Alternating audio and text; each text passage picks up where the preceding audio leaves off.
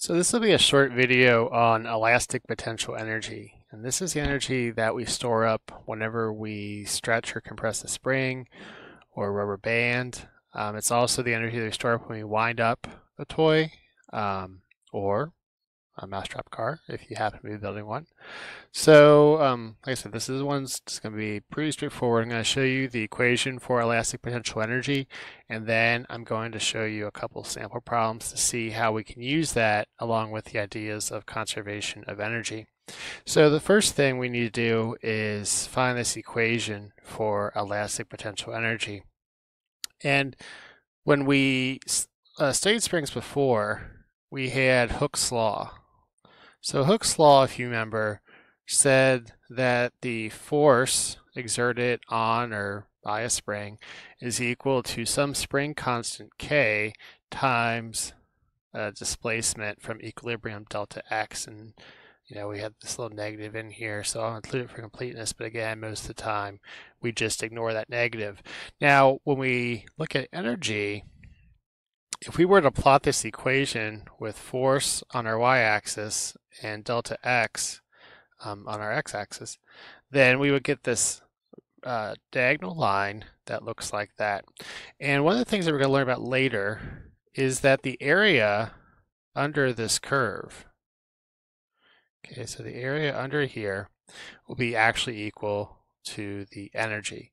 So when we look at this, so we can say that the area is going to be equal to 1/2, because we have this triangle here, it's not a square, so it's going to be 1/2 the base, which is delta x times the height, which is f. So this will be f delta x. Okay, and then what we're going to do is we're going to replace this f with this equation right here. And again, I'm going to drop this negative sign, so it'll be 1/2 k delta x times delta x. And so this area will be 1/2 k times delta x squared. And as I said, it turns out that this area is equal to the energy that we build up as we stretch the spring. So that's essentially what we're doing, is we're stretching a spring. And so this area is going to be equal to the elastic potential energy that we're building up. And so this is our equation. This is what you guys should get in your notes. Elastic potential energy is 1/2 times the spring constant K times the displacement from equilibrium squared. So to see how this works, I have a couple of problems. And the first one, we'll have a spring. So I'm going to draw it out for you here. We have a spring. It's horizontal. I didn't state that, I should have. And it's compressed a distance of 10 centimeters from equilibrium, and there's a block of a mass 150 grams attached to it. So we have the spring and it's squished up, and we have this block attached to it, and we've displaced it from equilibrium 10 centimeters, and again, this is physics, so we're going to use meters, so this will be 0.10 meters, and this is going to be our delta x. And the question is, so this is my before, and then I'm going to allow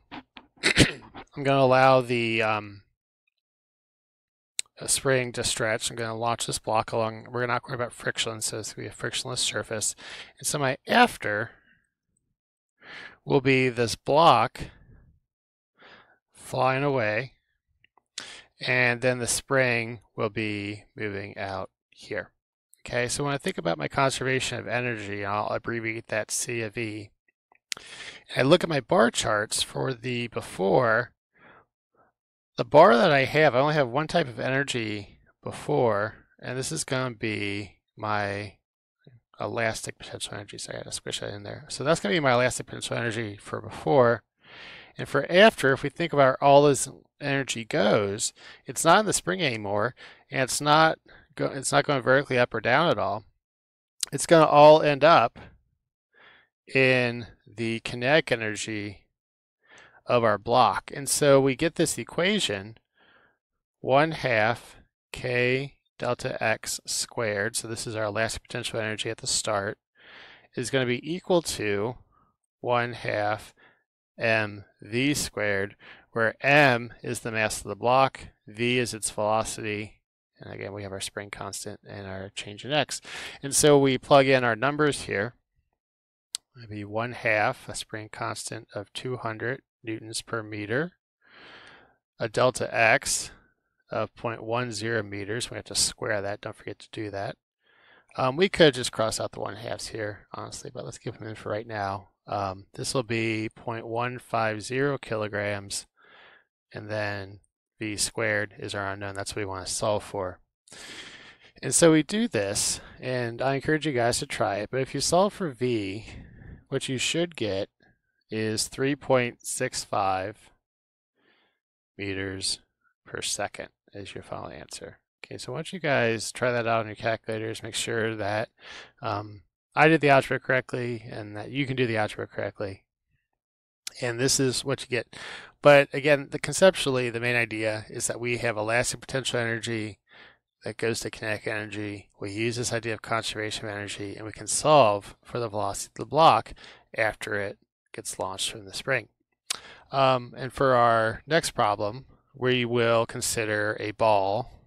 Okay, so we have a ball, and we're going to drop this onto a spring. Okay, so we're going to drop this onto a spring, and this is our before.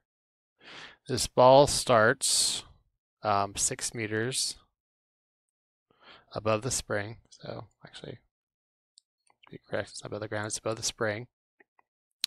So it's going to be 6 meters above the spring. I'm going to take my reference point to be right there.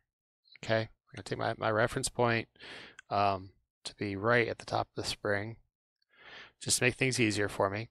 And then my after, this ball is going to hit the spring. It's going to compress it.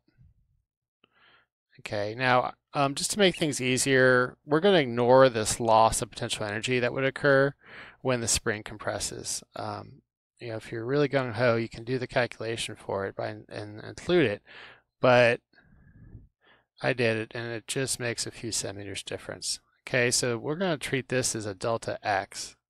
Okay, and once again, we're going to have our conservation of energy. Now this time we're starting off with gravitational potential energy, and we're going to end with elastic potential energy. Like I said, technically, you know, it's a little bit more complicated than this, but to simplify the problem, we'll ignore the loss of potential energy of gravitational potential energy when it compresses the spring. And so we'll have this equation, mgh is equal to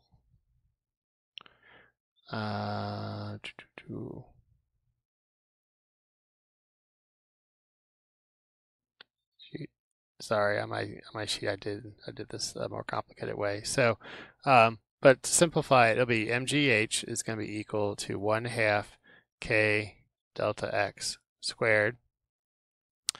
And so we'll plug in our numbers. Our ball, so again, this is the gravitational potential energy of the ball, will be 5 kilograms times 9.81 meters per second squared times a height of 6 meters. That'll be 1/2 times our spring constant, which is 700 newtons per meter, times delta x squared. Okay, and then what we need to do is, you have all the numbers here, we need to solve for delta x. Okay, so we're going to solve for delta x, and what we get is delta x is going to be equal to 0.92 meters, or we can translate that to be 92 centimeters. Okay, and so that's our final answer there. So, like I said, this is really, we're gonna keep on using the conservation of energy, and all this is one more type of energy that we can put into our bar charts and that we can put into our energy equation. So I hope this all made sense. If not, please write down your questions and ask me in class.